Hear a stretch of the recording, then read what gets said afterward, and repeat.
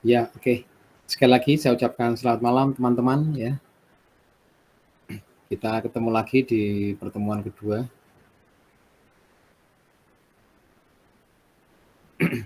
Ya, ini saya lihat berapa tugasnya ini masih ada beberapa ya yang masih belum ya. Halo? Semuanya Iya sudah? Pak, siap Pak. Iya Pak. Ya, jadi tugas yang pertama kita sudah membuat namanya essay itu kan ya. Essay itu kayak kita menulis ya. Jadi bagaimana kita mengungkapkan kan gitu. Jadi itulah yang membedakan antara S1 dan S2 kan gitu ya. Jadi bagaimana kita bisa memahami tentang konsep kita adalah manajemen strategik ya. Sekali lagi konsep kita adalah manajemen strategik, yaitu bagaimana mencapai keunggulan bersaing kan gitu ya. Bagaimana konsep sustainable competitive advantage ya. Bagaimana perusahaan itu mencapai yang namanya sustainable competitive advantage atau keunggulan bersaing yang berkelanjutan ya.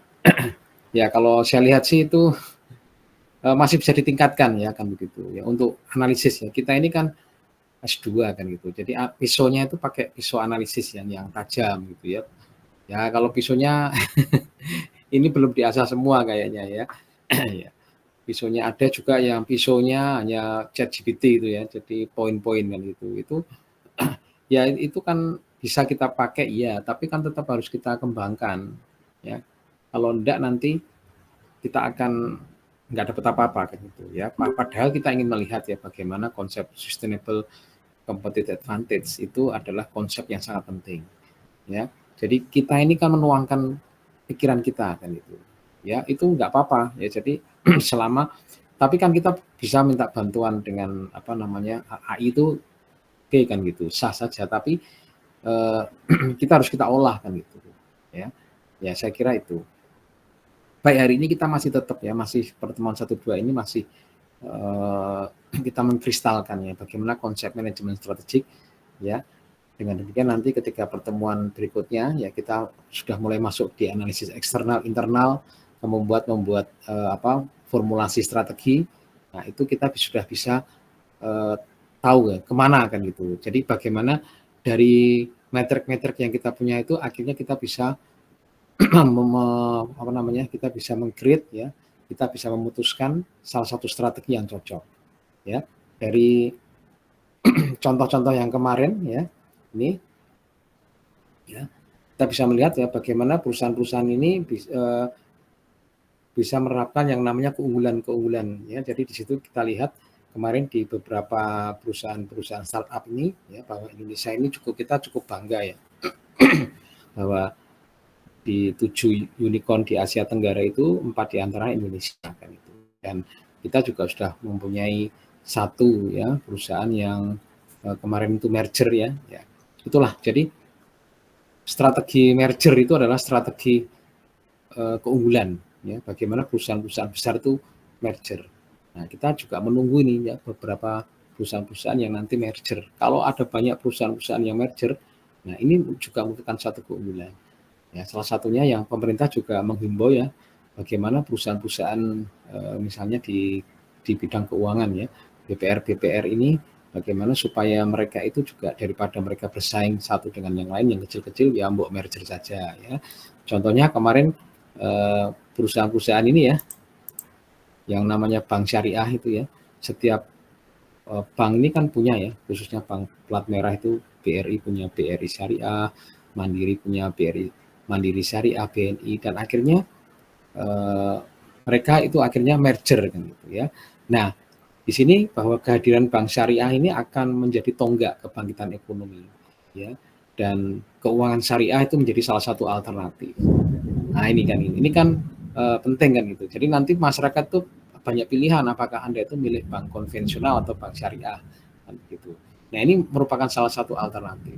Ya, banyak sukses di Eropa pun konsep-konsep seperti ini ya, bagi hasil ini ya. Kalau kita ini kan kita sebut dengan syariah ini juga cukup kuat kan gitu ya, dan akhirnya bisa menjadikan ekonomi di beberapa negara Eropa itu juga kuat. Nah, ini kan sekarang bisa kita adopsi. Nah, itu ya, itu adalah salah satu bagaimana strategi yang kita pilih itu akan menjadi suatu strategi keunggulan bersaing. Nanti ada bahkan nanti misalnya sampai strategi misalnya penutupan. Nah, kalau itu memang harus ditutup ya ditutup kan itu, misalnya seperti itu ya. Tapi nanti ada banyak pilihan strategi yang bisa kita ambil ya. Salah satunya kemarin itu merger akuisisi ya, merger akuisisi, terus nanti integrasi ke depan, integrasi ke belakang ya. Nah, itu bisa kita ambil. Ya, itu adalah beberapa contoh bahwa sekarang ini di persaingan yang semakin ketat ya, bahwa strategi menjadi sangat penting. Jadi intinya adalah bagaimana perusahaan sekarang ini harus mempunyai yang namanya sustainable competitive advantage atau keunggulan bersaing yang berkelanjutan. Tanpa itu, wah kayaknya kita akan masuk dalam lautan merah yaitu ya, the red ocean strategy, yang menurut saya ini tidak menguntungkan, strategi yang berdarah-darah kan gitu ya. Ya, daripada kita mengembangkan strategi lautan merah, itu nanti itu paling nanti ujung-ujungnya perang harga kan gitu ya, price war nggak menguntungkan. Mending kita bersaing atau kita bisa menciptakan strategi lautan biru kita atau blue ocean strategi kita. Nah, caranya bagaimana? Nah, ini bagaimana kita mencapai konsep strategi yang unggul yang melalui proses manajemen strategik. Sekali lagi, melalui proses manajemen strategik, yaitu dimulai dengan mempunyai visi dan misi, kemudian kita membuat analisa eksternal, internal, kemudian melakukan tahap formulasi, implementasi, dan evaluasi. Itu ya. Jadi itu sebetulnya ya. Jadi konsep manajemen strategik ya, itu nanti ini ya, kalau Anda lihat prosesnya ya.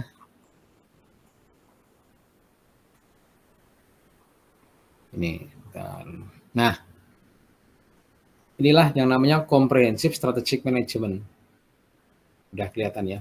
Jadi model yang kita pakai ini. Jadi supaya Anda, maka buku itu penting ya. Saya tekankan sekali lagi, ini adalah strata S2 ya. Jadi S1 saja ini buku ini wajib ya. Maksudnya mahasiswa itu wajib ya membaca buku ya, jurnal ya, dan beberapa literatur itu. S2 pisaunya harus lebih tajam. Jadi saya tekankan lagi, kalau Anda ya S2 itu sampai nggak punya buku begitu ya, apalagi nggak baca buku ya, menurut saya nanti kita nanti akan feel guilty kan itu, eman-eman. Padahal inilah momen untuk kita untuk membuat analisis. Bedanya S1 dan S2 adalah analisisnya kita harus tajam. Nah, bagaimana supaya tajam ya, kita harus baca. Ya, ada banyak ya. Ini ada 2 buku yang menurut saya wajib ya dibaca, yaitu ini ya, dan bukunya Michael Heath ya. Jadi kita bisa pakai David atau Michael Heath, itu 2 buku itu menurut saya saling melengkapi. Ya, itu ada banyak beberapa, kalau Anda mau cari bagaimana membuat metrik-metrik, di bukunya misalnya David kan itu. Tapi ketika Anda membuat beberapa konsep-konsep yang lain, itu di bukunya Michael Heath itu juga penting juga ya. Jadi sekali lagi nih ya teman-teman, bahwa inilah yang model yang kita pakai ya. Jadi bagaimana model manajemen strategik yang komprehensif kita pakai. Jadi ini. Jadi supaya kita itu konsep kita unggul itu ya melalui tahap ini, ya mulai tahap bagaimana mempunyai kita visi dan misi. Dulu waktu S1 mungkin hanya dikenalkan saja bagaimana visi dan misi itu penting. Tapi di sini kita akan membreakdown kan gitu. Kita akan buktikan bahwa visi dan misi itu penting. Ya, beneran penting, bukan hanya sekedar visi-visian dan misi-misian atau hanya tempel-tempelan aja ya, itu dinding itu ya, tapi nggak menghayati. Ya. Nah, justru sekarang ini bagaimana dengan adanya persaingan yang semakin ketat, visi dan misi menjadi hal yang sangat penting, menjadi guidance ya, menjadi arah kan gitu. Kita mau dibawa kemana ini perusahaan ini, ya. Dengan visi kita bisa menentukan what is our business, what do we want to become. Nah itu ya, jadi itu visi dan misi. Kalau dulu kita hanya ada punya visi kan itu, tapi buat apa kan itu. Justru dengan visi dan misi nanti what is our business ya. Minggu depan ya itu tugasnya adalah bagaimana nanti Anda bisa memilih. Minggu depan kita di kelas ya, kita offline. Nanti kita akan ngobrol-ngobrol panjang lebar tentang bagaimana analisis eksternal dan bagaimana menentukan visi dan misi yang unggul. Tentunya apakah ada visi dan misi yang gagal? Oh banyak, kan gitu ya. Nah itu jadi tidak bahkan apakah kemudian strategi yang kita ambil itu misalnya strategi merger ya, kemudian ada akuisisi itu apakah semuanya berhasil? Tidak semua kan gitu.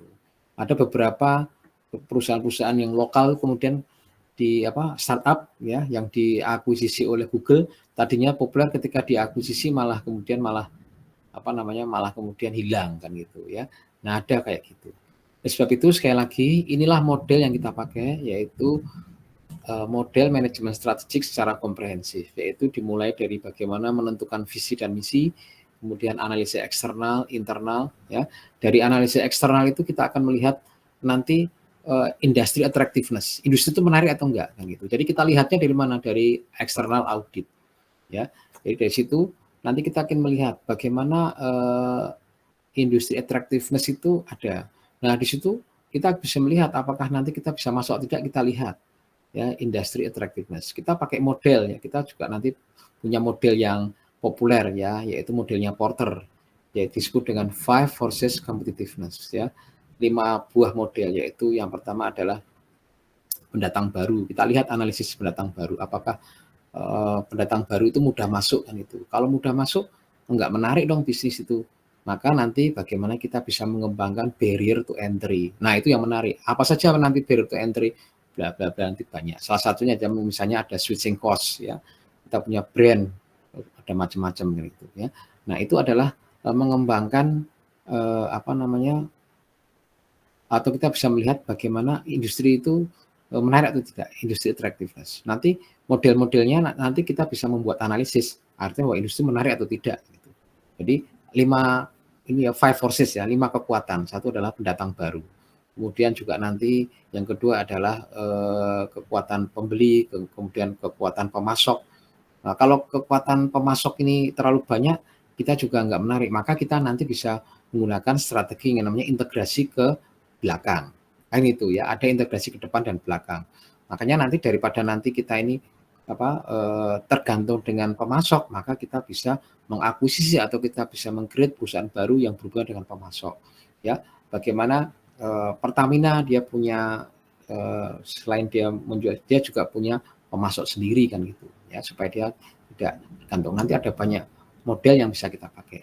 Terus kemudian juga nanti persaingan sudah ada. Jadi 5 kekuatan itu nanti akan menjadi barometer kita, apakah industri itu menarik atau tidak, atau industri itu menarik, industri attractiveness itu tinggi atau tidak. Jadi kalau itu tinggi berarti itu akan memberikan profit. Nah, itu yang akan kita pilih ya. Nah, sebaiknya di internal audit inilah yang nanti akan bagaimana kita bisa menentukan yang namanya sustainable competitive advantage yang melalui analisis internal itu ya. Jadi setelah kita pertama kali audit eksternal bahwa industri itu menarik kan gitu ya. Terus kemudian kita bisa kembangkan ini ya, internal audit. Bagaimana kita mengembangkan sumber daya. Sumber daya itu ya man, money, material, mesin-mesin ya, sumber daya manusia, mesin-mesin, keuangan dan lain sebagainya. Itu bagaimana sumber daya itu mempunyai capability. Tidak semua sumber daya mempunyai capability. Nah, hanya sumber daya yang mempunyai capability yang mempunyai karakteristik 4 itu, yaitu valuable, rare, costly to emit, dan non-product substitution. Itulah yang disebut dengan kompetitif, yang disebut dengan sustainable competitive advantage. Kalau kita sudah punya 4 kriteria itu, pasti kita tuh unggul. Ya, ketika kita unggul, maka kita bisa mencapai yang namanya laba di atas rata-rata. ya gitu. Tidak hanya sekedar average return, average returns, tapi adalah above average returns. Itulah. Jadi ketika kita punya keunggulan strategik, ya kita bisa mencapai sustainable competitive advantage, maka kita bisa mencapai yang namanya above average returns. Itulah outcomes yang dituju. Kenapa kita harus unggul? Karena ketika kita unggul, ya, jadi kita unggul itu berarti sumber daya kita, ya, kapabilitas kita adalah mempunyai kriteria, yaitu valuable, rare, costly to imitate, dan non product substitution, tidak ada produk pengganti. Jadi tidak bisa ditiru kan begitu. Maka itu unggul. Bagaimana supaya unggul? Nah, itu nanti bisa kita lihat, ya. Jadi tadi visi dan misi, kemudian analisis eksternal. Eksternal lebih banyak berarti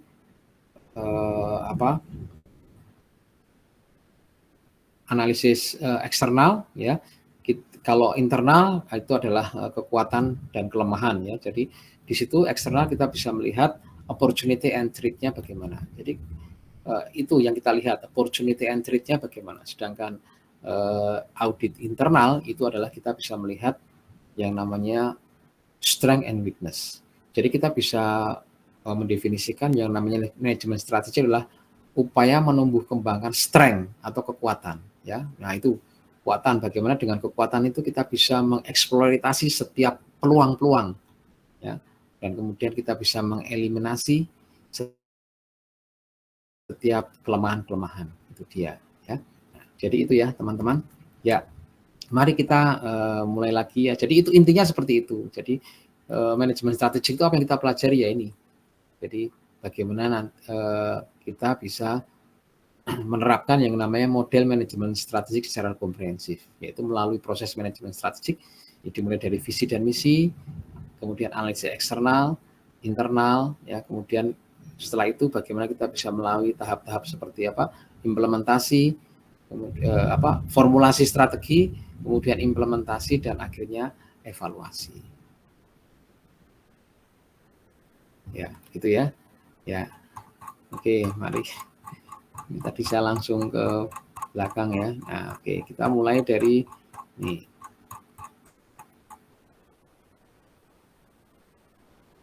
Ya. Ya, saya kira kemarin intinya ini, ya. Intinya adalah ini, bagaimana kenapa manajemen strategik itu berkembang, ya. Kita pelajari ini, lihat bahwa sekarang kita ini menghadapi ini loh, 3 tema-tema besar, ya, 3 fenomena yang besar, ya, disebut dengan global consideration. Ya.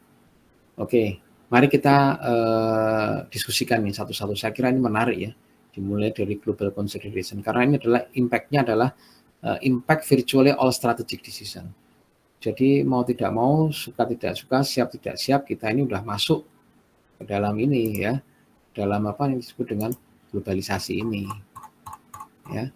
Nah, coba ini apa ini? Kenapa globalisasi ini dampaknya kayak apa ini? Kalau kita lihat kemarin saya sudah katakan bahwa globalisasi ini kalau nggak kita kalau nggak kita perhatikan, ini adalah sebagai hantu yang sangat menakutkan, beneran. Ya, silahkan. Ya, ini kira-kira apa ini? Dampaknya kira-kira apa nih bagi perusahaan ini, ya, dalam mencapai keunggulan? Kira-kira bayangan Anda apa ini? Kenapa kita itu bahwa globalisasi ini harus kita perhatikan? Ya, nanti yang kedua kita akan bicara yang namanya teknologi. Ya, silakan. Ya,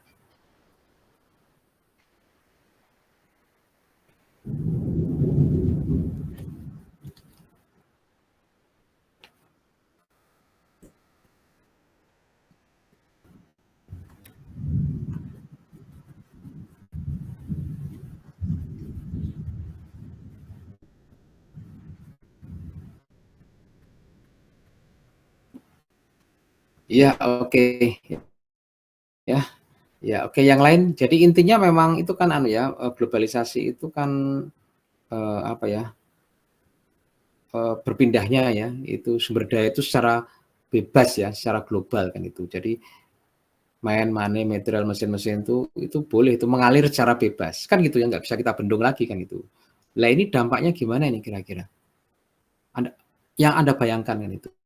Saya ingin tahu kan itu, kira-kira apa ini, kira-kira impact-nya begitu ya. Ya, silakan misalnya bagaimana dengan hubungannya dengan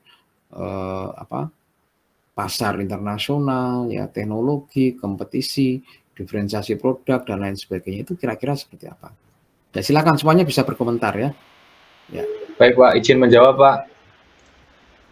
Ya silakan Mas Sugeng ya. Ya, menurut saya Pak, globalisasi itu ada dampak positif dan negatifnya ya Pak. Untuk dampak positifnya kita bisa go internasional Pak. Kemudian penyerapan teknologi dari luar sangat mudah. Kemudian aksesnya juga sangat gampang, secara regulasi, aturan juga sangat gampang. Maka persaingan tenaga kerja kita akan kalah Pak. Nah, contohnya di kawasan ASEAN. Nah, ini kan kita sudah, Indonesia kan menerapkan di Batam Pak ya. Di situ kan free trade, free tax, udah bebas Pak ya. Tapi ketika kita nggak mampu bersaing Pak, maka tenaga kerja Indonesia nggak mampu di sana Pak, dikuasai Singapura gitu Pak. Sekian dari saya Pak, terima kasih Pak. Ya, oke, thank you ya, menarik. Ya silakan, yang lain bisa menambahi ya. Jadi ini ya, kenapa ini penting banget kan gitu. Iya, dan kita sangat berkepentingan ya. Karena itu langsung tidak langsung ya dampaknya itu ya memang ya khususnya tadi di pasar tenaga kerja ya. Terima kasih ya Mas Ali tadi mah benar itu. Jadi kalau kita ini kan ya pasar kita ini kan sebenarnya gede, tapi kita ini tidak kompetitif gitu ya. Kemarin saya bilang kita ini masih kalah ya dengan apa ini orang-orang Filipina ya, kemudian orang Cina, kemudian orang-orang apa? Orang ya kalau kita nggak siap ya. Sedangkan kita ini kan diserbu dengan pasar-pasar produk-produk dari Cina dan Vietnam dan lain sebagainya ya. Ada mungkin satu lagi yang mungkin bisa ya, ini suara ibu-ibu mana ini? Halo, selamat malam ibu-ibu. Halo, ini ada siapa ini? Pak, saya boleh berpendapat Pak. Nah, oh iya, iya. Pak. Nah, ya, silakan.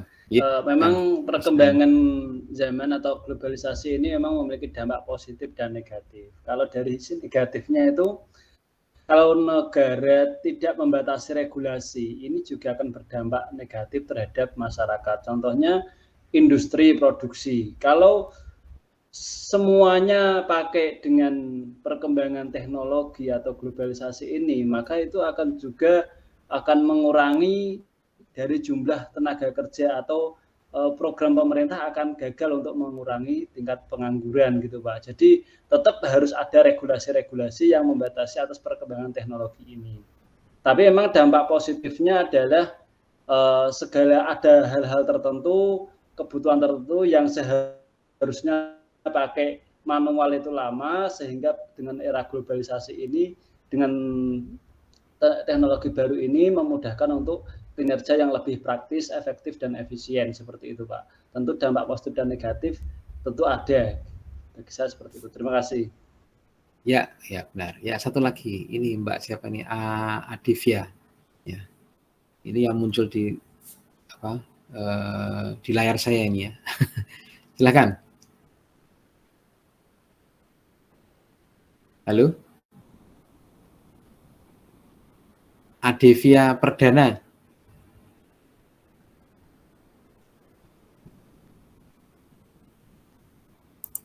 Halo? Walah kok nggak ada.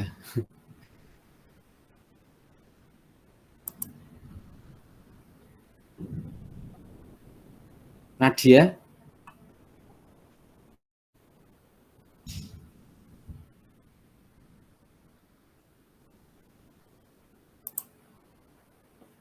Halo?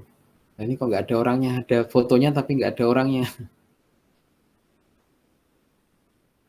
Ada fotonya gitu. Iya Bapak. Iya. Ya silakan.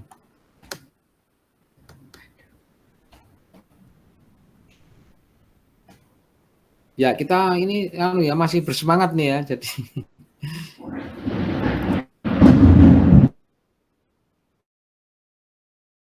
ya ini di mana nih? Di suaranya? Lagi di jalan Bapak, hujan. Oh ya, iya. Silakan dikomentari.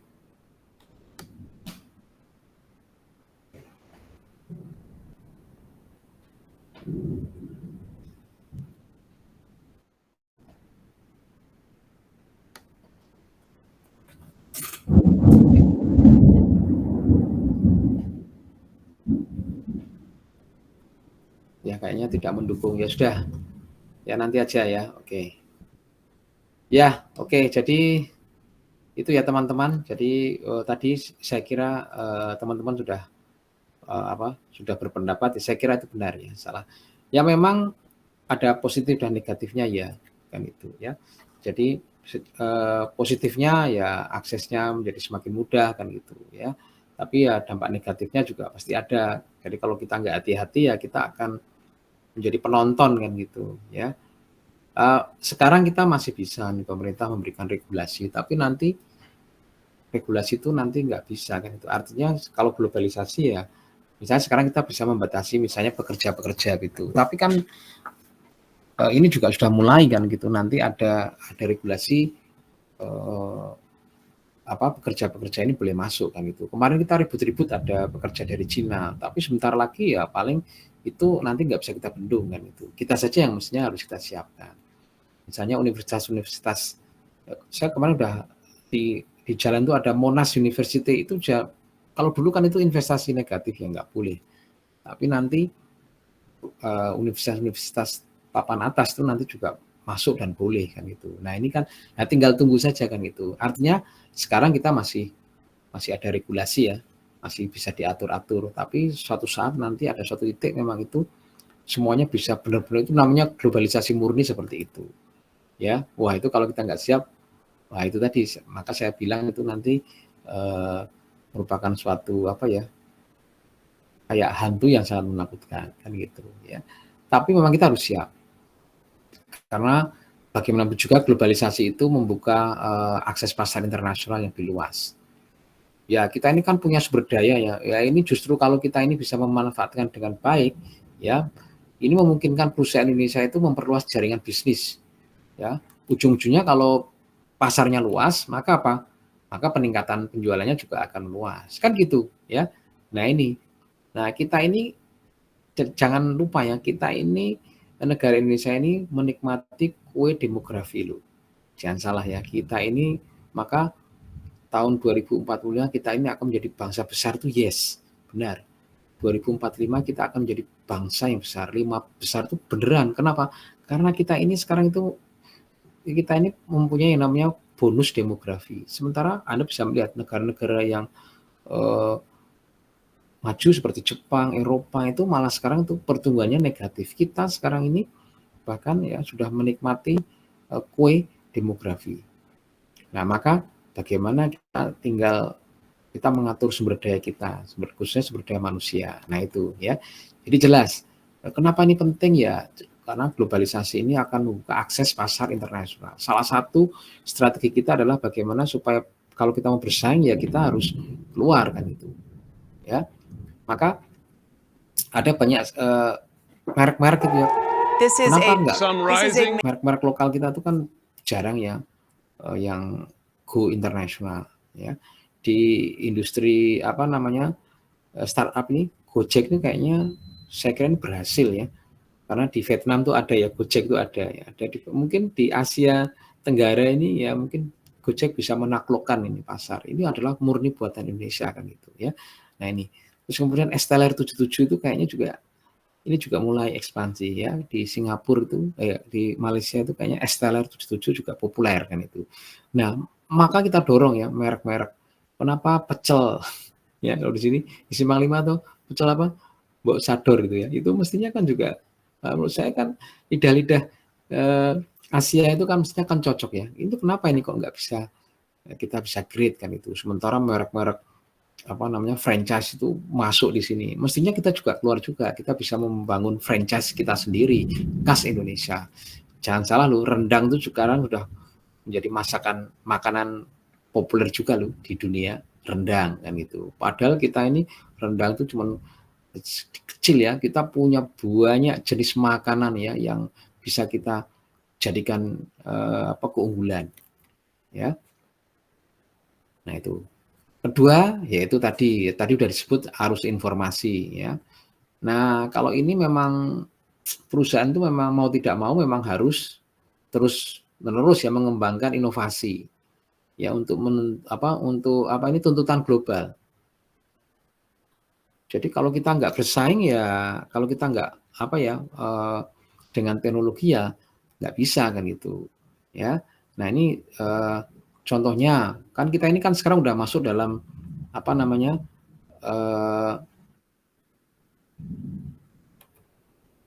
revolusi industri yang keempat kan gitu ya. Nah di mana nanti akan saya terangkan sedikit. Di situ ada yang namanya Internet of Things ya, kemudian ada cloud computing kan gitu. Nah ini harus kita harus kita lakukan kan itu ya, harus kita sesuaikan. Nah ini ada contoh nih ya bagaimana kalau kita enggak ya kita akan hilang. Ini ada contoh menarik yaitu kopi kenangan ya. Contohnya adalah perusahaan lokal nih, kopi kenangan. Ini saya senang nih ya. Nah ini kan sebetulnya kan baru kemarin itu ya 2017. Anda bisa melihat ya kopi kenangan itu bahkan sekarang franchise-nya udah ditutup loh. Saking banyaknya kan gitu. Nah ini apa yang membuat kopi kenangan ini bisa bersaing ya, sementara kopi-kopi yang lain juga banyak. Kenapa kopi kenangan ini ekuitasnya tinggi kan itu. Anda di mall-mall itu kayaknya di mana-mana kopi kenangan kan itu ya. Nah, ini kan salah satu apa yang membuat keunggulan bersaingnya. Ini lihat ya bahwa kopi kenangan itu telah tumbuh dengan pesat. Punya strategi yang kuat untuk bersaing di pasar lokal maupun global. Loh kenapa begitu? Nah ini dia mengantisipasi di era globalisasi ini. Satu, dengan digitalisasi dan teknologi. Caranya gimana itu? Nah, kalau Anda lihat bahwa kopi kenangan itu kan ternyata juga memanfaatkan teknologi. Contohnya apa? Dia punya aplikasi mobile. Ya, jadi pemesanan itu kan sekarang udah jadi jadi standar kan gitu. Ya dia juga udah punya kan itu ya yang namanya aplikasi mobile. Dan pembayaran secara online. Nah ini juga menurut saya itu pembayaran ini juga penting kan itu. Kan banyak ini orang yang yang masih resisten ya, yang namanya misalnya pembayaran saja. Padahal pembayaran ini kita kan fintech sekarang udah sudah maju kan gitu, sudah berkembang. Kalau kita nggak menyesuaikan ya nggak dilirik kan gitu. Saya aja sekarang kalau makan nggak ada minimal ada barcode-nya itu ya, kris-nya yang nggak jadi kan itu. Nah ini jadi kopi kenangan ini dia punya keunggulan. Contoh kenapa kopi kenangan ini berhasil yaitu tadi karena dia bisa mengantisipasi era globalisasi ya. Yang pertama adalah dia bisa menerapkan digitalisasi dan teknologi. Dia mempunyai aplikasi mobile ya. Jadi pemesanan dan pembayaran itu menjadi mudah dan nyaman kan gitu. Mau bayar pakai apa? Oke ya, pakai kris oke kan gitu. Transfer oke. Ya, ini kan akses pelanggan ini kan cepat. Ya. Nah, ini penting di dalam menghadapi serangan serbuan dari merek-merek kopi internasional. Ya enggak? Nah, itu kan kalau kita ke mall itu ya, itu ada beberapa merek kopi yang warna hijau itu selain Starbucks dan lain sebagainya itu juga ikutannya sudah kuat. Tapi saya senang ya. Jadi kalau ada kopi kenangan saya biasanya mampir di situ. Di Jogja di beberapa mall gitu ada kopi kenangan saya masuk ke situ. Jadi rasa nasionalisasi juga perlu dikembangkan.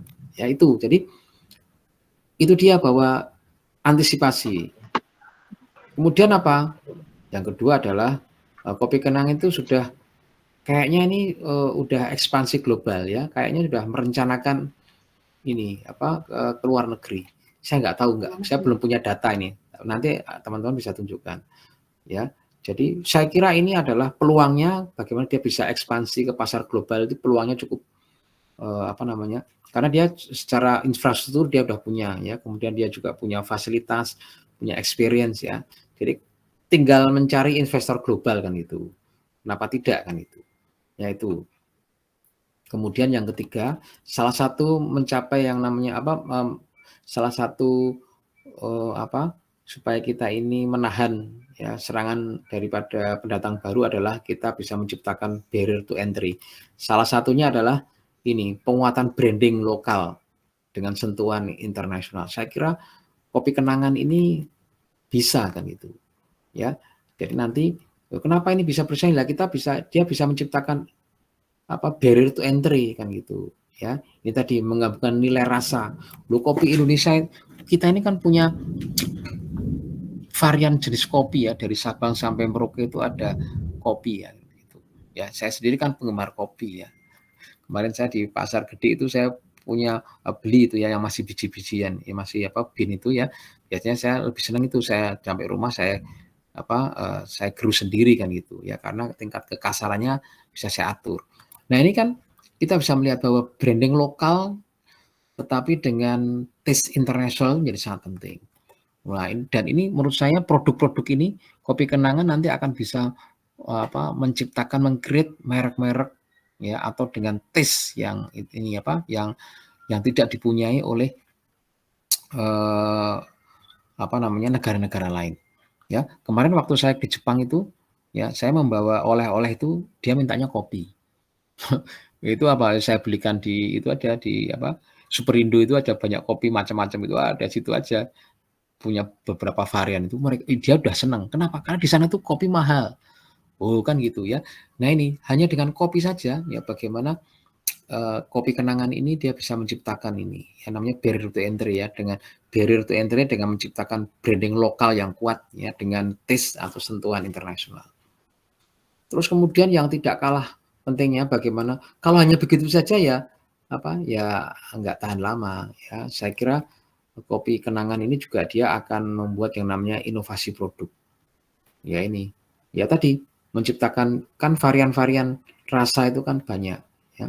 Ya jadi ada yang mau yang dingin atau yang panas gitu. Kita bisa lihat mau yang dingin atau panas kan itu. Nanti varian-varian juga akan mau kopi macam apa saja juga ada kan itu.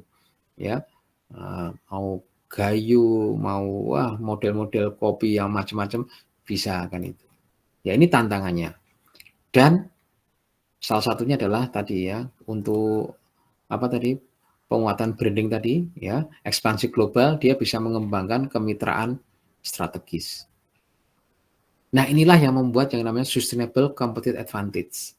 Kan itu ya, walaupun persaingan kopi itu tajam kan gitu, ya tetapi kopi kenangan berhasil ya menghadapi tantangan globalisasi. Nah, bahwa UMKM Indonesia itu ya ternyata juga bisa bersaing kan gitu ya. Jadi jangan khawatir, ada banyak itu contoh di industri kopi. Saya kira yang lain juga bisa kan itu ya. Karena kita ini kan kaya ya dengan hasil alam, kopi, ya, teh, ya dan lain sebagainya. Ya, itu adalah contoh daripada bagaimana mengembangkan keunggulan tadi ya. Ya. Oke, yang kedua yaitu sebentar. Saya share lagi. Ya. Yang kedua adalah ini, yaitu e-commerce atau teknologi ya, teknologi. Nah, jadi globalisasi tadi udah jelas ya. Jadi impact-nya itu adalah pada keputusan strategik. Jadi kalau Anda nggak ikut kan gitu ya. Ya, jadi Anda nanti akan tergerus kan gitu ya. Jadi maka bagaimana tadi inovasi ya, kemudian mengembangkan keunggulan itu menjadi sangat penting. Nah, sekarang teknologi bagaimana?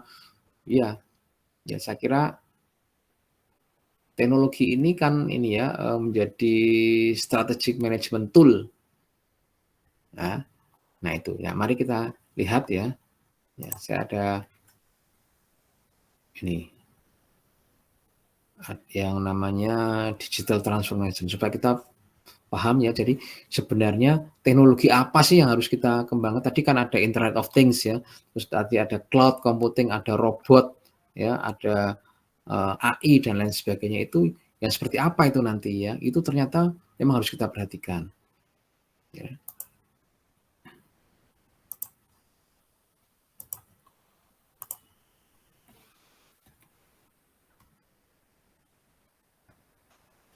Sudah kelihatan?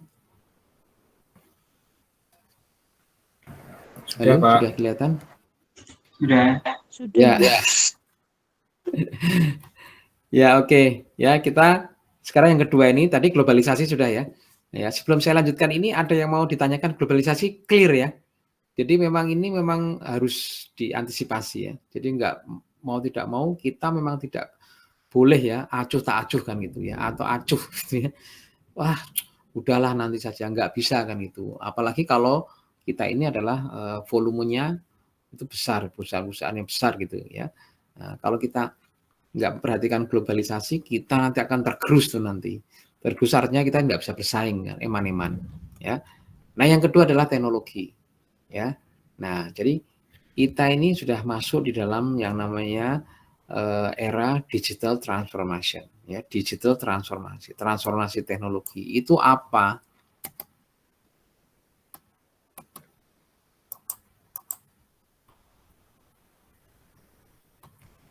Oh ya, udah berubah ini ya. Ya. Jadi lihat bahwa kita ini udah masuk di dalam revolusi industri keempat loh ya. Ya, jadi apa bedanya dengan revolusi industri ketiga? Yang ketiga ini memang sudah ada teknologi kan itu, sudah menggunakan apa namanya elektronik dan sistem teknologi informasi kan itu. Tapi di industri 4.0 ini tidak hanya sekedar ini ya, sosial media ya, jadi masih ya seperti itu ya. Tapi di industri 4.0 ini adalah lihat industrial production combined with modern information and communication technology. Maka format-format teknologi seperti Internet of Things ya, kemudian ada big data, ada cloud computing, robotics, AI ini menjadi suatu teknologi yang akan berkembang di masa depan. Ya, dan dampaknya terhadap manajemen apa? Yang disebut dengan change management. Nah, maka perusahaan-perusahaan sekarang ini harus mengikuti yang disebut dengan ini. Mereka harus paham betul dan mereka harus familiar dengan yang namanya change management. Nah, change management itu apa?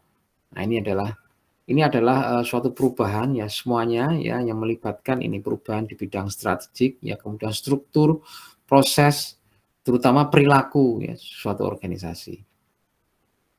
Nah, jadi kalau Anda mengikuti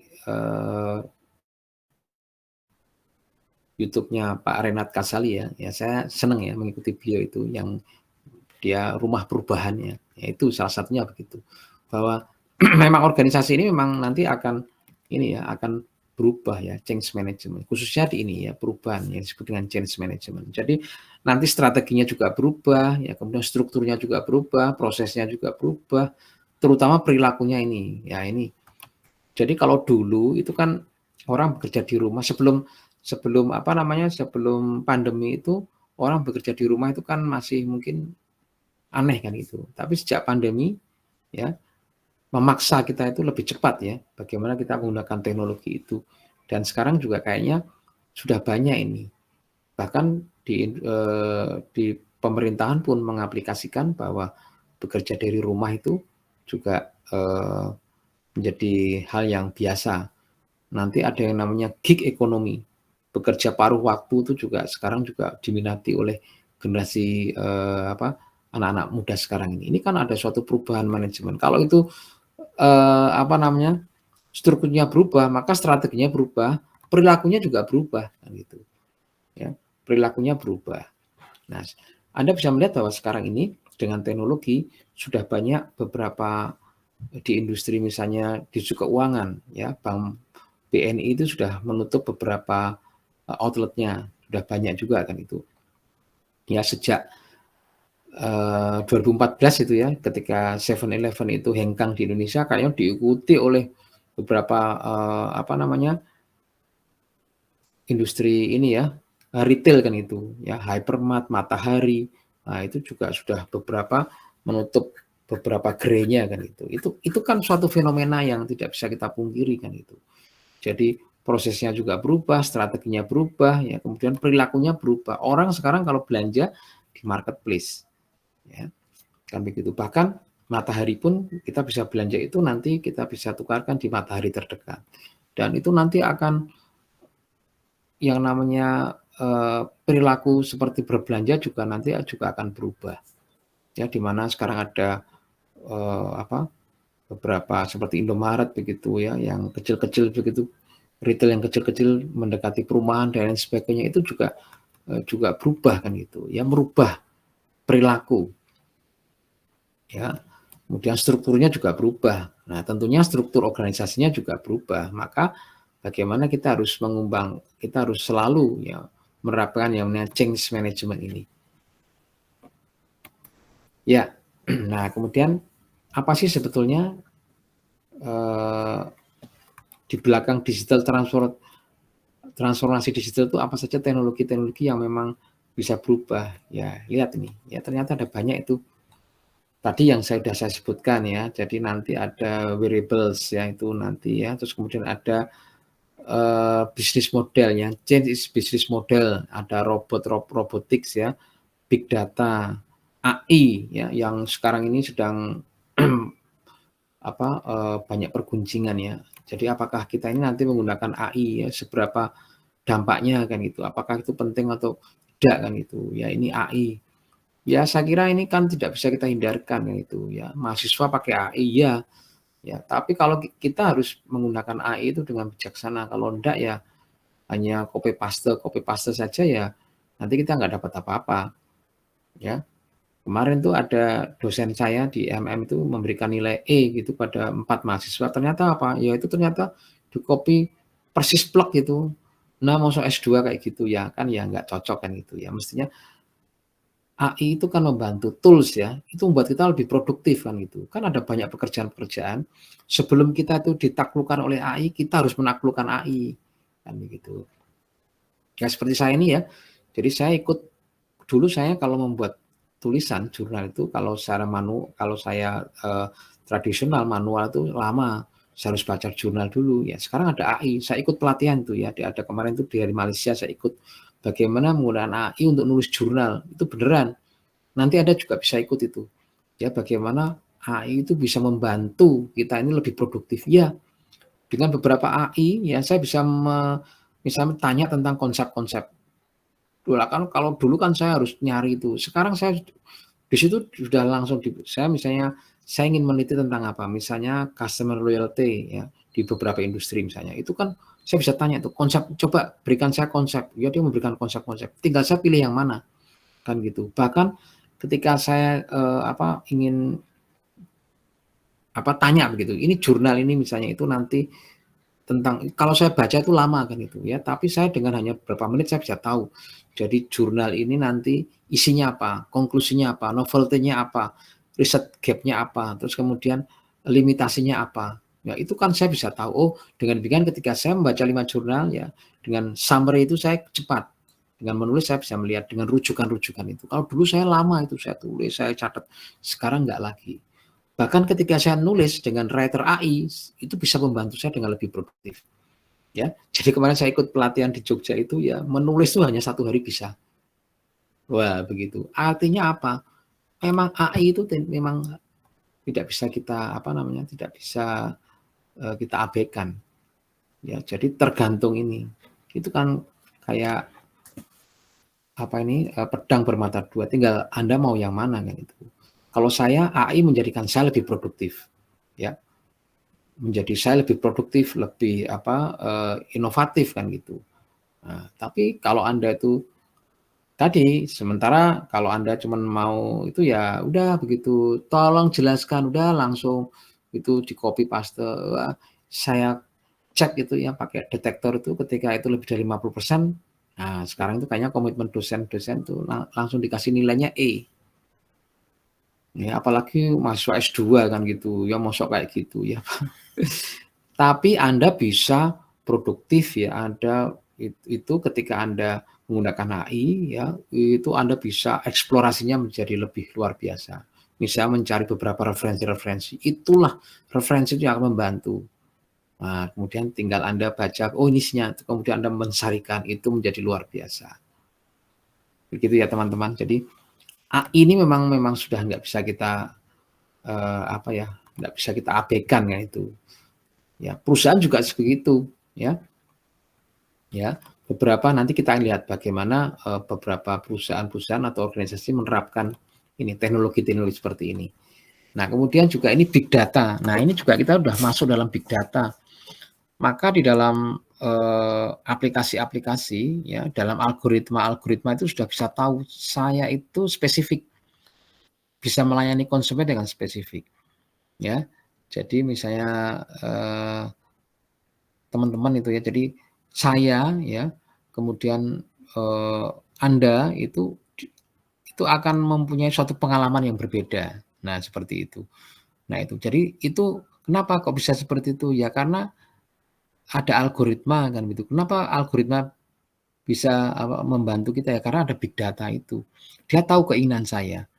Nah, saya kira salah satu kita bisa mengembangkan barrier to entry adalah itu tadi, produk yang kuat ekuitasnya kan gitu ya. Ketika produk itu kuat, itu berarti ekuitasnya tinggi, ya berarti itu akan mempunyai hubungan yang jangka panjang dengan konsumen. Semakin panjang berarti itu adalah berarti profitnya akan semakin meningkat juga.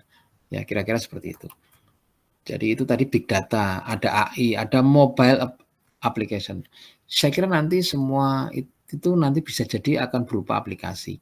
Sekarang kita bisa melihat bahwa yuk kita ke bank yuk kayak itu. Tapi suatu saat nanti bank itu hanya berupa aplikasi. Ya, kayaknya juga seperti ini. Ini BPJS. Ini kan saya sudah dapat surat cinta dari BPJS nih ya. Karena usia tertentu begitu saya harus ngurus BPJS kan itu. Mau dikasih uang kan gitu ya. Itu apa? Itu harus lewat aplikasi. Semua mengurusnya lewat aplikasi semua. Kan gitu ya. Jadi kemarin saya ngurus paspor itu ya saya 100% lewat aplikasi. Kan gitu. Kemarin anak saya ke Jepang itu ngurusnya lewat aplikasi, pakai aplikasi. Semuanya pakai aplikasi. Nanti bayar pajak juga pakai aplikasi. Semuanya pakai aplikasi. Nanti sekarang kan pemerintah juga sudah punya itu ya, kalau Anda mau itu di kependudukan itu ya, itu ada aplikasinya juga ya. Kemarin saya udah install tuh. Tapi kayaknya belum dikembangkan tuh. Ya, kayaknya di situ. Ya, jadi nanti kita nanti punya barcode yang unik kan gitu. Jadi nggak usah tinggal kita lihat saja, nanti kita scan aja udah langsung. Ya. Nah itu, jadi aplikasi nanti akan berkembang. Terus kemudian apa lagi? Perubahan bisnis model ya jelas itu nanti ya. Mumpung kita nanti belajar manajemen strategik, nanti kita akan melihat bagaimana yang namanya perubahan-perubahan di dalam bisnis modelnya itu seperti apa. Ya. Platformnya bagaimana, kan beda kan, itu sudah beda dengan teknologi juga platformnya sudah berbeda. Kemudian perubahan operasional modal ya, apalagi dengan ya memang ini kan dilema ya, sementara pemerintah ini kan padat karya pinginnya, tapi dengan padat karya nanti kalau misalnya di industri rokok itu ya itu masih orang melinting, tapi kalau itu misalnya menggunakan robot itu kan mestinya lebih produktif ya, bisa bekerja 24 jam. Sementara kalau manusia itu kan hanya 8 jam, ketika 8 jam nanti ada uang lembur, nanti ada cuti, macam-macam kan itu ada bonus. Nah, tapi kalau robot kan enggak. Nah, itu ya, ini juga. Nah, ini nanti mana yang lebih menguntungkan. Sekarang ini masih diatur. Beberapa industri mungkin tidak boleh pakai industri padat modal kan itu. Tapi suatu saat ketika kita ini bersaing secara murni kan gitu, ya kita harus mau tidak mau sudah menggunakan yang namanya di era digital ini ya, yaitu tadi menggunakan robot-robot ya. Di industri manufaktur kayaknya sudah banyak sudah menggunakan ya. Misalnya ngelas itu, saya lihat di history itu ya, ngelas itu ada ratusan titik, itu kan dia sangat akurat. Masang kaca mobil ya itu kan sangat akurat lewat dengan robot-robot. Jadi setiap hari bisa dapat berapa itu ya, bahkan Xiaomi itu buat mobil itu satu hari berapa unit itu. Wow, Anda bisa perhatikan kalau itu secara manual berapa itu misalnya nanti ya. Jadi seperti ban berjalan kan nih. Jadi kalau saya lihat itu di beberapa manufakturing itu kan ketika membuat rangka dulu dipisahkan dengan mesin sendiri ya, rangka sendiri ya. Kemudian ini udah jadi, kemudian dijadikan satu, kemudian dikawinkan itu ya antara mesin dan ini rangka itu ya, kemudian dites macam-macam. Wah, seperti itu. Nah, Anda bisa membayangkan ya. Ya ini sekali lagi ya, teknologi apa ini yang nanti akan yang melandasi kan? Kenapa ini bisa ada sekarang ini ya? Nah, jadi digital transformation itu jadi ini ya merupakan suatu transformasi dari people, proses dan tools ya.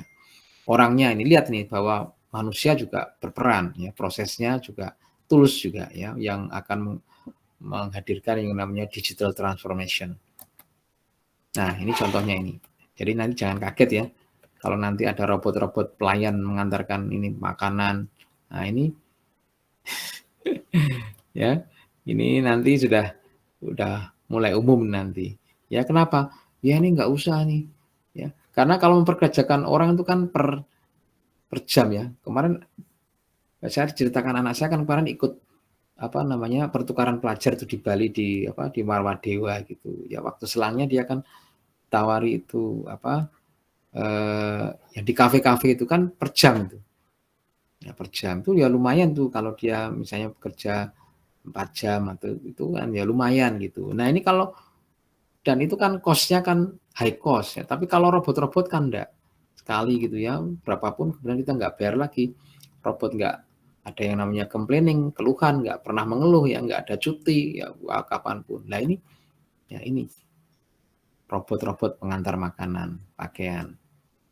Drone ini, nah ini saya nggak tahu kalau sekarang ini di bisnis delivery ini kan ya 2 hari 3 hari ya. Kalau nanti ini drone bisa diaplikasikan, Anda bisa lihat itu. Kalau di dalam kota ini mungkin ketika Anda di marketplace klik itu nanti 2 jam bisa sampai itu nanti. Ya, ini dilengkapi dengan GPS, dilengkapi dengan teknologi itu bisa cepat ini. Ya, dengan map itu itu cepat tuh nanti dan tidak akan salah itu nanti. Ya, dia bisa mengangkut ini mungkin 50 kilo. Nah, kalau berat-berat 50 kilo masih bisa diantar lewat ini. Ya, murah, enggak usah memperkerjakan orang-orang naik motor itu ya. Nah, ini kan bisa. Sampai kayak gitu ya. Jadi, ini kok salah satu keunggulan. Ujung-ujungnya apa? Ujung-ujungnya kan harganya menjadi murah kan itu ya. Lebih murah, lebih cepat dan ujung-ujungnya adalah outcome-nya adalah konsumen menjadi semakin puas. Jadi customer experience menjadi semakin tinggi. Itu. Jadi kita itu membeli itu tidak hanya sekedar beli produk, tapi bagaimana kita mempunyai yang namanya experience. Jadi yang namanya customer journey itu ya perjalanan konsumennya itu mereka itu akhirnya menciptakan konsumen yang loyal. Nah, itu. Ya. Dengan apa? Dengan teknologi seperti ini. Wah, kalau ngomong ini, saya pernah ikut seminar itu ya, itu pembicaranya itu akhirnya juga ngeri-ngeri sedep nih karena ini ya. Ini lihat nih ya bahwa AI itu creating intelligent machine ya that work, think, react like human. Jadi AI itu ya ini tadi ya menjalankan yang namanya cognitive function, fungsi-fungsi kognitif. Loh, ya. Nah, kalau sekarang sih mungkin tapi beneran nanti ada kalau kita lihat di film-film itu suatu saat bisa beneran itu kita tuh nanti bisa hidup bersama robot itu beneran. Ya. Bahkan nanti ada separuh robot, separuh manusia. Robocop misalnya seperti itu ya. Nanti bisa jadi nanti diciptakan orang-orang kayak gitu. Lah karena nih lihat nih. Ya. Yang namanya AI, ya intelligent machine. Ya. Jadi mereka itu bisa ini sudah bisa. Jadi sekarang ini kan misalnya di industri retail itu chatbot. Chatbot itu yang jawab tuh manusia atau mesin itu? Lalu? Iya, itu mesin itu. Jawabnya selamat pagi, suaranya lembut itu mesin itu ya. Jangan salah itu. Jadi ya sekarang ada aplikasi Halodoc itu juga ya sudah jadi nanti itu misalnya ini penyakitnya apa, itu udah terdeteksi itu nanti Anda tuh sakitnya apa itu bisa itu dengan karena datanya sudah dimasukkan itu ya big data gitu. Wah, ini luar biasa sekali itu nanti. Ya, itu nanti AI gitu. Jadi AI perkembangannya dari generasi awal-awal itu kan itu ada expert system ya.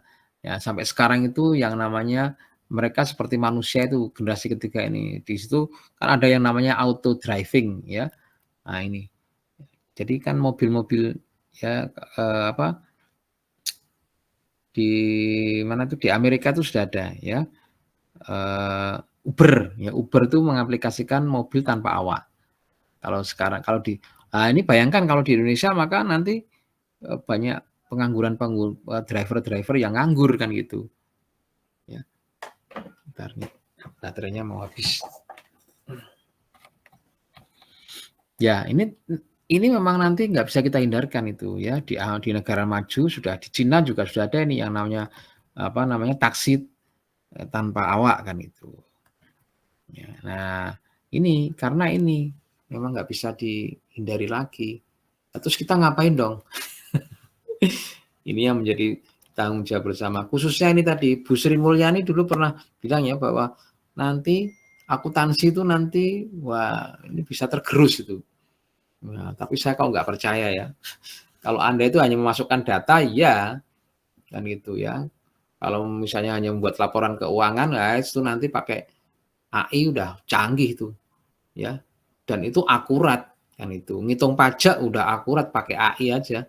Nah, kalau di Amerika itu kan kita nggak, di negara maju itu kan kita nggak perlu lagi apa namanya ngitung apa namanya SPT itu kan udah otomatis tuh. Ketika saya udah otomatis. Nanti harus ngitung berapa persen misalnya pendapat berapa itu kan misalnya berapa itu harus 5% kemudian 15% itu kan udah otomatis tuh nanti. Jadi langsung begitu. Kalau sekarang kan kita harus ngitung ya SPT terus nanti ada pakai konsultan harusnya bayarnya 100 juta nanti bayarnya 50 juta aja. Itu kan bisa tuh di-main. Tapi kalau dengan AI nggak bisa itu. Nah, ya. Jadi memang ada plus minusnya. Kayak gitu ya. Nah ini ya. Nah aplikasi-aplikasi kayak gini tuh hati-hati tuh nanti ya. Nah ada cloud computing. Nah ini jadi ya ini scalability ya security. Nah ini akan menampilkan nanti memang hati-hati memang security-nya ini. Ya seperti kemarin tuh kasus masuk di perusahaan pemerintah besar gitu pakai apa passwordnya 1, 2, 3, 4, 5, 6 itu pasti orang-orang tua-tua itu sing nggak bisa ngapalkan password ya. Nah itu kan dibobol gampang kan gitu ya. Nah sebab itu nanti digital transformation ini akan berkembang ya, memberikan suatu solusi ini lihat ya. Business agility, big data ya. Nah akhirnya apa ini? Lihat nih big data kita udah sampai Tera ya, ini udah Zeta ini. Kayak apa ini? Wow, internet user generate about berapa ini? 2,5 quintillion bytes. Waduh. Million, billion, quintillion. Wah, apalagi itu nanti. Wah. Ngeri ya. Nah, ini. Jadi Anda bisa melihat kira-kira ini loh. Big data itu nanti nih ya, dikumpulkan dari ini dari komputer Anda, laptop Anda, smartphone Anda, dari apa ini jejak digitalnya, map, macam-macam kamera ini yang suka upload ini ya, ini CCTV. Nah ini beneran nanti besok cari orang hilang itu nanti gampang pakai ini CCTV ini nanti bisa membaca ini apa face detector ini kelihatan. Nanti di mana? Kelihatan ya. Nanti ketika kita gesek di mana? Di sana. Kelihatan seperti di film-film itu ya. Beneran tuh gampang tuh karena ada big data ini. Data is the new oil ya. Nah, belum lagi nanti sosial media ini ya, sosial media ya. Ada Twitter ya, yang kemarin trending topik tuh ya. Kalau Facebook tuh kayaknya sekarang udah digeser oleh TikTok kan gitu ya. Ya. Tapi Twitter masih oke kan itu ya. Jakarta ternyata ini juga pengguna terbesar. Kemarin kasusnya Fufu Fafa itu yang trending di Twitter, wow ya. Nah, sebab itu nah kita bisa mengembangkan ini ya. Bagaimana teknologi itu tetap ya yang kita ambil adalah tetap value-nya tetap ada ya, tetap ini mau memberikan life in engagement ya. Itu 81%. kemudian ujung-ujungnya kan duit ya, UUD itu ya, kita bisa menambah 25% sales ya, trafficnya. Nah, sekarang ini kan di digital market itu kan ya, di platform digital kan traffic menjadi sangat penting. Dan yang paling penting lagi adalah ini ya, penelitian adalah yang namanya satisfaction itu semakin hari semakin menurun. Nah, maka bagaimana kita bisa mengembangkan ini, improve customer satisfaction ya, menjadi dengan teknologi itu 70%. Maka program-program CRM jadi sangat penting. Nah ini ya, jadi itu hanya bisa dilakukan kalau kita menggunakan teknologi. Dan akhirnya 60% ya lead sales. Ya, jadi itu ya fenomena-fenomena. Ya, oke. Sekarang kita akan masuk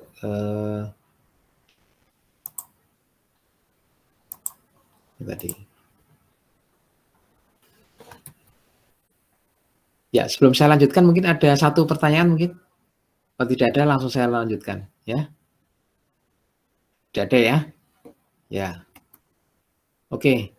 Oleh sebab itu sekali lagi ya, ini penting ya. Jadi manajemen strategik itu apa? Art and science. Yang kita pelajari itu science ya. Nanti artnya nanti ketika Anda udah pulang bekerja sendiri nanti bisa mengembangkan, misalnya Anda sebagai manajer ya, di salah satu perusahaan menjadi leader kan gitu ya, bisa menerapkan itu tadi artnya ya. Nah ini adalah merupakan seni dan ilmu dari membuat formulasi, implementasi dan evaluasi. Ya, manajemen strategik itu adalah membuat yang namanya strategic plan ya. Jadi intinya itu adalah strategic plan. Ya. Is a company game plan. Ya. Nah, ini apa? Manajemen strategi adalah sukses melalui integrasi. Maka manajemen strategi itu adalah konsep yang muncul tahun 90-an kan itu. Konsepnya apa? Karena di awal-awal itu konsep yang muncul misalnya tahun 50 itu kan konsep produksi, kemudian tahun 60 itu konsep marketing ya, finance ya. Di tahun 90 konsep manajemen strategik ini menjadi konsep yang sangat penting. Yang membedakan apa? Yaitu ini perusahaan sukses melalui integrasi. Lihat ini ya, integrasi ini ada fungsi-fungsi ini selalu saling terintegrasi, yaitu fungsi marketing ya, kemudian keuangan, research and development ya, ini production atau operation, manufacturing, MIS ini menjadi terintegrasi. Ya tidak boleh adanya konflik kepentingan antara biasanya marketing dengan finance, itu biasanya sok padu ya, produksi dengan finance ya. Kayaknya ini orang-orang finance itu memang ya ini ya suka bertengkar nih ya dengan ini ya, marketing, produksi ya, dan research and development kan gitu. Kayaknya kan gitu ya. Nah, maka apa yang kita lakukan ya ini ya. Kita akan belajar dari ini. Kita akan mulai minggu depan mulai dari eksternal, analisis eksternal ini nanti ya. Strategi formulasi dimulai dari visi dan misi, analisis eksternal, analisis internal, kemudian nanti ada long term objektif kan itu, kemudian menentukan alternatif dan akhirnya memilih salah satu apa yang paling tetap, apa yang akan kita eksekusi. Semua ada banyak pilihan kan itu, maka itu kan ada nanti ada alternatif strategi. Kita mau apa ketika kita itu nanti dari meter-meter kita, oh kita itu nanti di kuadran kanan atas, oh itu adalah berarti agresif. Nah, kita bisa melakukan banyak strategi yang bisa kita pilih. Jadi integrasi ke depan, ke belakang, wah macam-macam strategi pertumbuhan itu bisa kita pilih. Tergantung ketika kita nanti di sebelah kiri atau di sebelah kanan bawah, nah itu beda-beda kan itu. Nah, ada panduannya. Nah, jadi isu di tahap formulasi itu ya ini new business opportunity. Peluang-peluang bisnis itu ada enggak? Nah, maka kita bisa melakukan dengan yang namanya itu tadi analisis eksternal. Industri attractiveness-nya seperti apa? Apakah itu tinggi atau rendah? Ya, ketika tinggi dia akan menawarkan profit yang tinggi atau high profit. Nah, nanti kita akan menganalisis. Kita bisa menggunakan 5 forces competitiveness. Ya, mana ini nanti ya bisnis apa yang nanti yang enggak usah kita pilih. Kemudian mengalokasikan sumber daya ini kan memang susah, maka kita nanti analisis internal kita akan menunjukkan bagaimana sumber daya kita ini supaya menjadi sumber daya yang punya capability dan akhirnya menjadi kompetensi inti, menjadi core competence.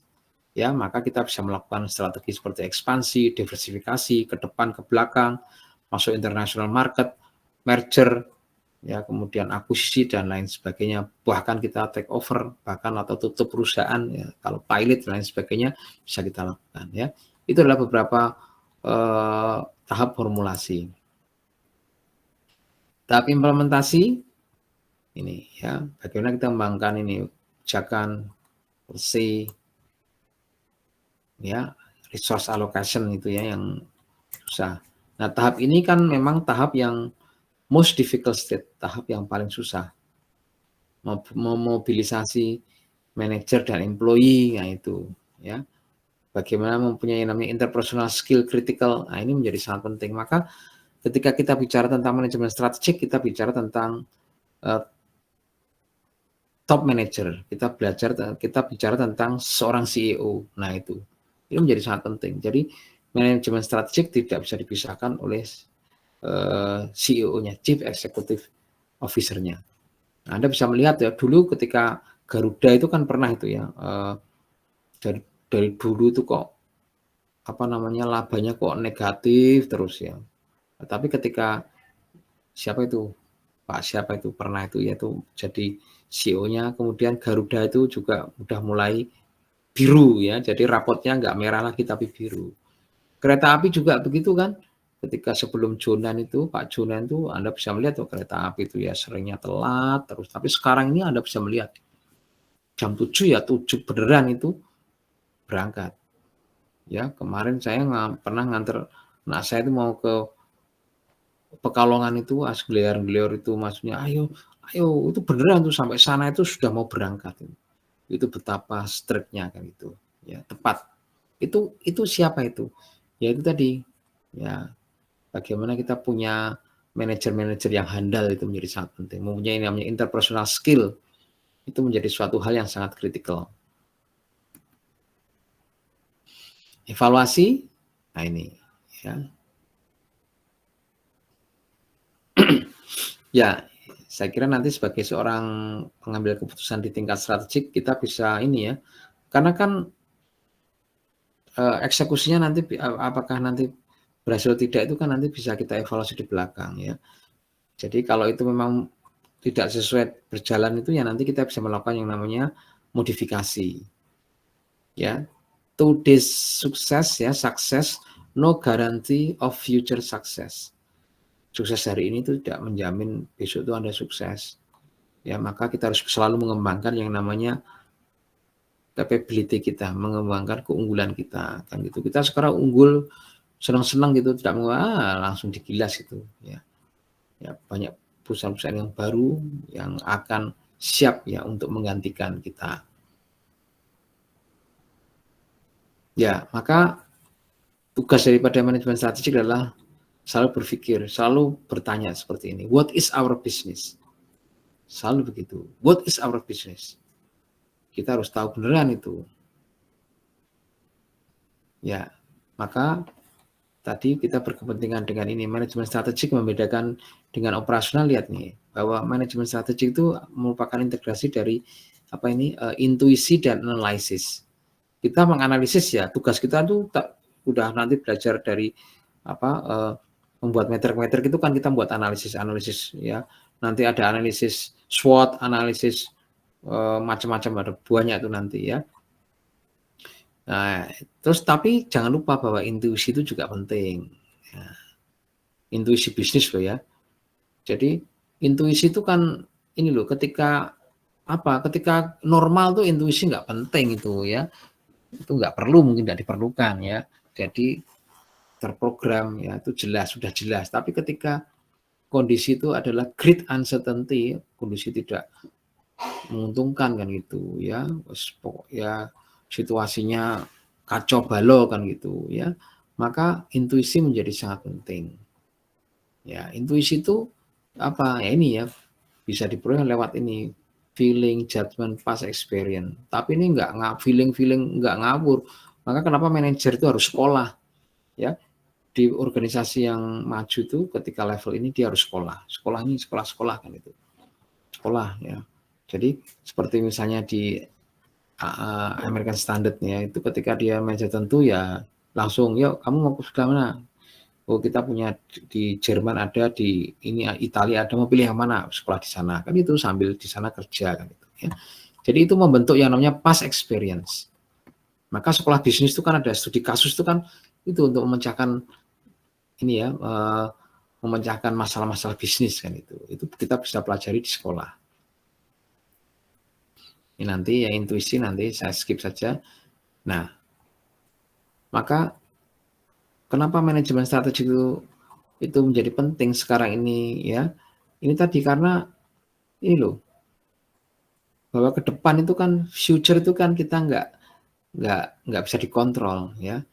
Kita besok udah punya presiden, tapi setelah itu seperti apa kita kan nggak tahu ya, bagaimana kondisi ekonomi kita juga nggak tahu, maka kita harus ini adapting to change ya. Nah, maka organisasi di manajemen strategik itu organisasi harus memonitor semua kejadian-kejadian ya, supaya apa ya, supaya itu tadi, supaya kita bisa menentukan apa yang harus kita lakukan ya. Maka manajemen strategik adalah ini ya, gaining and maintaining competitive advantage. Titik. Ya, bagaimana kita memperoleh yang namanya keunggulan bersaing. Artinya bagaimana perusahaan itu memang berbeda ya dibandingkan dengan pesaingnya. Kan itu yang membedakan. Apakah kita punya keunggulan atau tidak? Keunggulan itu artinya kita ini memang berbeda dengan perusahaan-perusahaan lain. Tadi kopi kenangan kenapa dia bisa demikian viral, bisa kuat ekuitasnya? Ya karena dia mempunyai outlet itu ya, dari Sabang sampai Merauke kan itu. Dia sudah mengaplikasikan digital marketing kan itu. Dia punya aplikasi, dia punya pembayaran, dia punya macam-macam kan itu ya. Nah, ini dia punya yang namanya competitive advantage. Ya. Maka konsep kita adalah SCA ini tadi ya, sustain competitive advantage. Apa itu? Ya kita beradaptasi pada perubahan ya, untuk menentukan apa? Internal capability dan sumber daya. Ini yang menghasilkan core competence. Ya, yang pertama itu. Jadi ini tadi ya, SCA tadi adalah tadi kalau bisa digambarkan merupakan suatu model pengambilan keputusan secara komprehensif tadi, dimulai dari visi dan misi ya tadi ya. Ini lihat nih ya, visi dan misi, kemudian yang kedua adalah mengadaptasi perubahan eksternal ini ya, eksternal dan kemudian internal ya, kemudian bagaimana kita membuat tahap formulasi, implementasi dan evaluasi itu ya. Ya ini tadi sudah kita bagaimana ini perubahan-perubahan seperti ini, demografi ya, kependudukan itu menjadi berubah gitu ya. Ini kan bisa kita lihat ini perubahan-perubahan. Kalau kita sih demografi kita bisa untuk kependudukan kita punya bonus ya, bonus demografi, dan saya ini merupakan suatu keunggulan sebetulnya ya. E-commerce ini sudah merupakan suatu tools ya, standar kan gitu. Kita antisipasi teknologi juga ya, ada Internet of Things ya. Ada Internet of Things itu harus kita lihat ya. Jadi kalau kita nggak mau gimana ya, nggak bisa ya. Misalnya ini kita kasih contoh ini, misalnya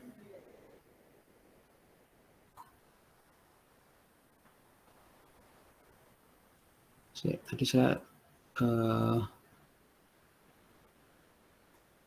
nah ini di sektor pemerintahan misalnya ini bagaimana Ditjen Pajak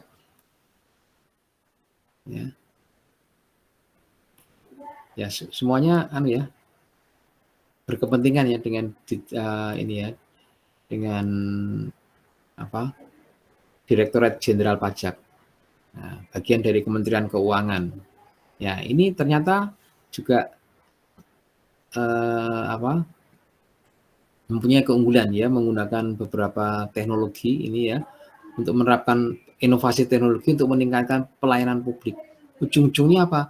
Ujung-ujungnya supaya pendapatan pajak ini menjadi tinggi. Kita juga sudah dipatok loh, ya ini kayaknya besok itu pajak tuh naik, PPN itu juga naik kayaknya ya dari 11 ya, wacananya menjadi berapa nih?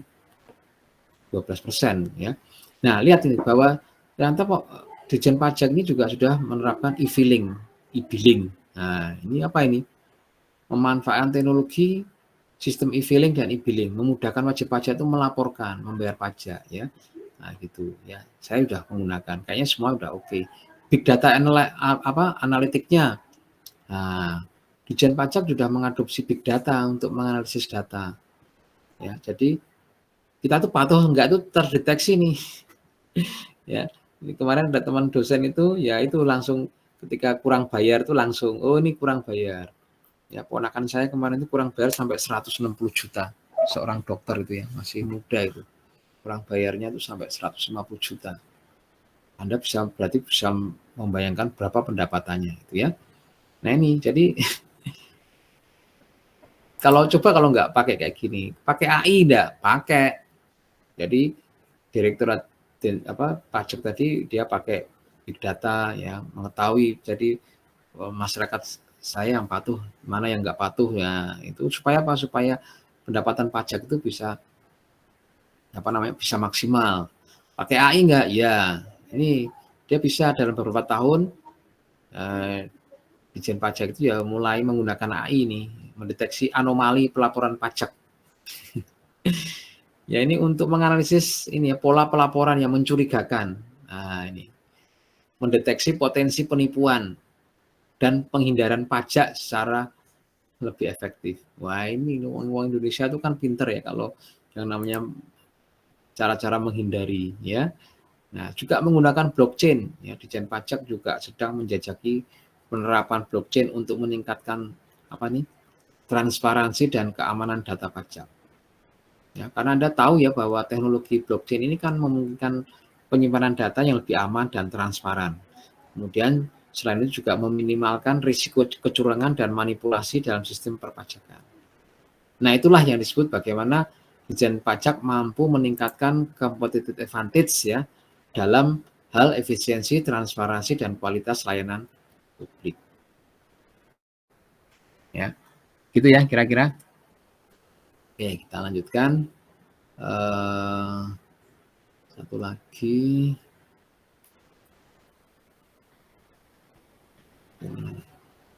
Ya.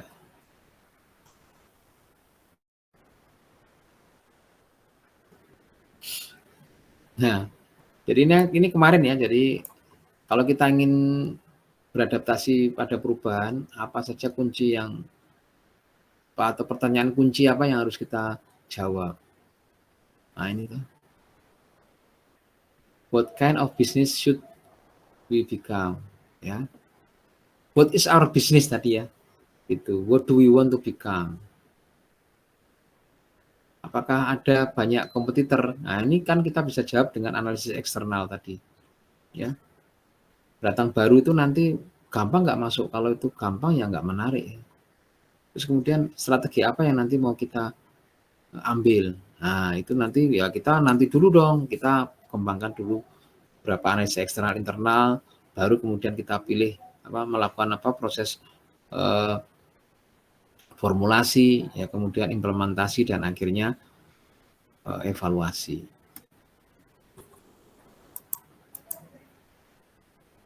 Ya ini tadi para the strategist itu siapa saja, itu ada CEO, ada CSO, Presiden, Owner ini ya. Nah, jadi kuncinya adalah ini tadi. Ya kita hari ini ya kita bicara tentang visi dan misi. Kenapa itu penting ya? Ini dimulai dari membuat visi dan misi. What do we want to become? Visi itu kan what do you want to become? Kita ini mau jadi seperti apa sih? To be world class misalnya begitu ya, menjadi world class kan gitu. Wah, university misalnya. Nah, itu seperti apa? Nah, itu kan visi. Boleh enggak? Boleh dong. Kan gitu, ya. Nah, terus kemudian dijawab oleh visinya what is, terus kita ini visinya apa kan itu. Nah, secara operasional. Kalau visi itu kan biasanya lebih abstrak ya, tapi kalau misi itu bisa lebih operasional. Ya, ini berapa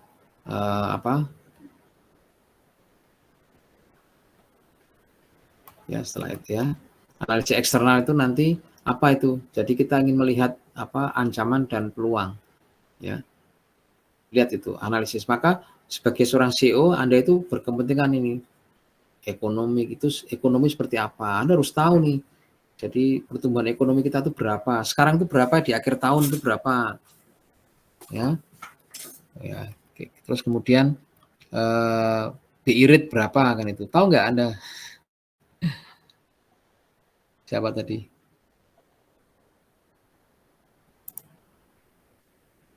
Rinaldi Sinaga. Ini indikator-indikator ekonomi ya. Pak. Suku bunga berapa itu tahu nggak? Suku bunga, Tahu BI Pak, rate, Pak. Lah ini lagi turun Pak.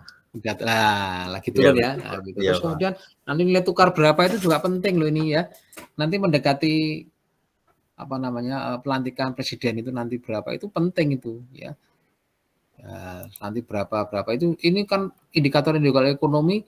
Wah, kalau di tingkat strategik menjadi sangat penting. Kalau di tingkat yang operasional mungkin enggak, tapi di tingkat strategik jelas nih. Sosial budaya ini politik, apalagi sekarang nih ya political legal government itu menjadi penting. Ya, khususnya tadi perpajakan tadi ya diatur. Nanti regulasi apalagi nanti yang mau dilihat, teknologikal.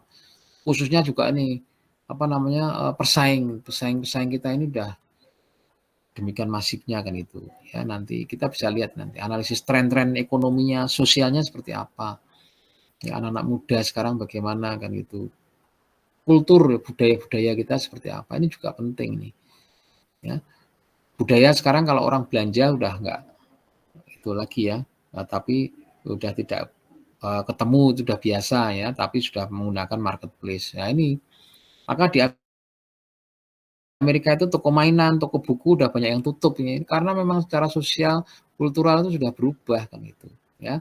Nah, koran itu enggak tahu, kalau dulu saya itu 5 tahun yang lalu saya datang pagi itu membaca Suara Merdeka atau Kompas itu supaya apa? Supaya enggak rebutan kan itu ya. Kalau agak siang dikit itu udah dibaca orang supaya saya baca nomor 1 kan itu. Tapi sekarang saya sama sekali enggak pernah baca koran.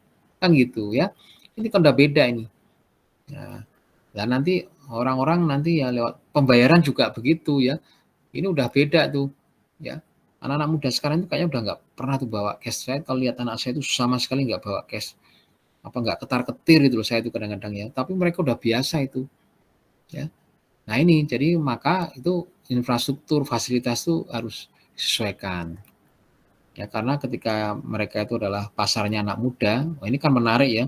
Nah itu ketika kita nggak menyediakan infrastruktur sesuai dengan budaya, sosial, ekonomi itu ya nggak bisa. Ya, khususnya teknologi ini. Sementara komputer-komputer yang lain sudah menyediakan pembayaran yang nyaman, itu bisa. Sekarang kalau kita beli barang itu kan gampang. Ketika kita senang mau dibayar apa? Pakai kartu debit, ya, kartu kredit, bahkan pay letter ya. Generasi pay letter zaman kita dulu kan nggak ada itu yang namanya pay letter ya. Sekarang ya pay letter kan itu ya. Nah ini juga ini merupakan suatu apa opportunity, tapi juga bisa juga ancaman. Ya, ancamannya apa? Ya itu tadi kadang-kadang nggak kontrol itu ya, impulse buying-nya nggak kontrol itu nanti menimbulkan apa kredit macet itu bisa itu ya. Ya. Maka nanti ini ya di analisis eksternal nanti kita akan mempelajari strategi formulasinya seperti ini. Ya, tentunya ini tadi bagaimana kita menangkap peluang dan kita menghindari ini ya, menghindari daripada ancaman-ancaman itu tadi. Ya. Terus kemudian di sini, nah, kekuatan dan kalau ini kan bisa dikontrol, kalau tadi nggak bisa dikontrol lah, kalau yang ini kan bisa dikontrol. Nah, maka kita harus punya keunggulan juga di sini untuk menentukan sustainable competitive advantage-nya di sini. Ya. Jadi kita punya ada ini manajemen, ya, marketing, finance ini. Ya. Kadang-kadang perusahaan sakit itu kan karena mismanagement. Kan banyak itu perusahaan-perusahaan diakuisisi kemudian menjadi maju kembali kan gitu. Ada juga perusahaan-perusahaan yang spesialis membeli perusahaan-perusahaan sakit, dia apa namanya, dia suntik misalnya dana begitu, perbaiki manajemen, bagus dijual kembali, itu juga ada kan gitu. Nah ini jadi ini kekuatan kita. Maka tadi kan sukses organisasi itu lewat ini tadi ya, lewat terintegrasi ya. Ini semua ini terintegrasi, maka manajemen strategi menjadi unggul. Ya nanti bisa dilihat ya, nanti bukunya dibaca nanti tujuan jangka panjangnya apa ini ya.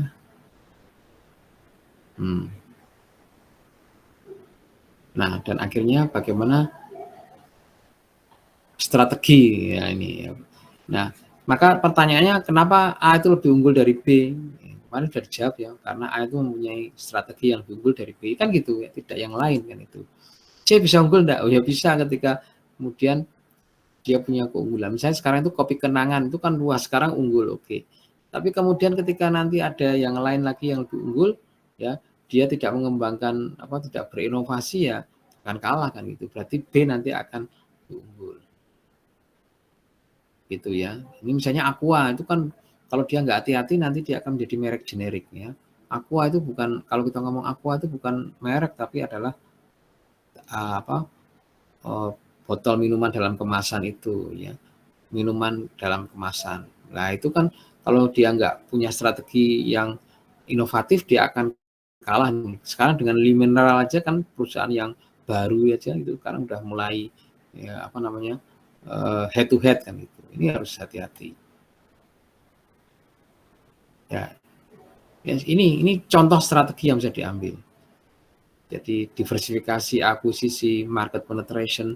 Ketika pasarnya itu masih cukup gede ya kita market penetration kan gitu ya, penetrasi pasar. Ketika apa? Karena memang secara umum tuh masih banyak demand-nya, masih tinggi, penetrasi pasar ya.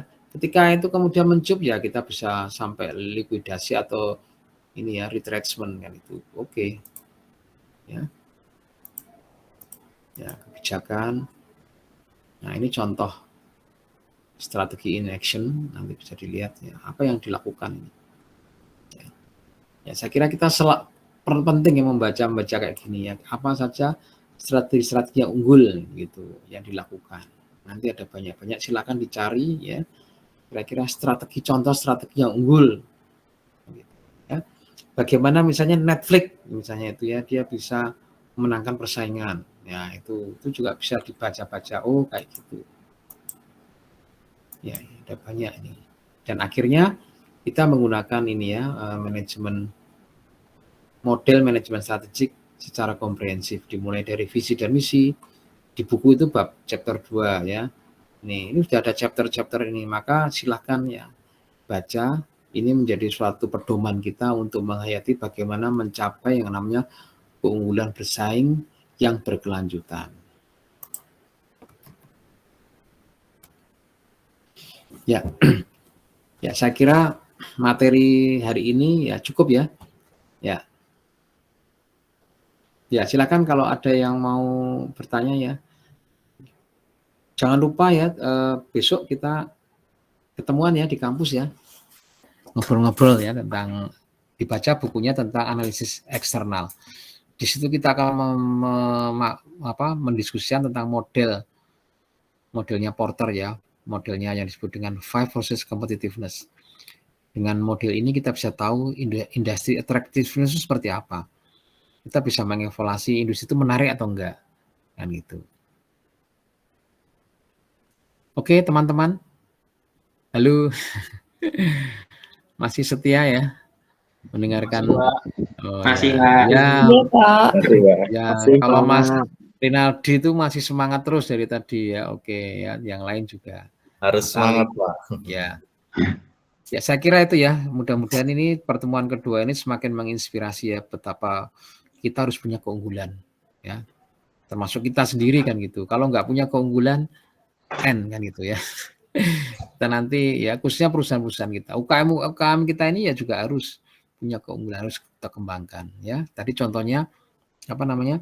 Kopi Kenangan, dia punya keunggulan kan itu. Kenapa dia unggul tadi? Ya ternyata dia berinovasi bla bla bla bla begitu. Ya.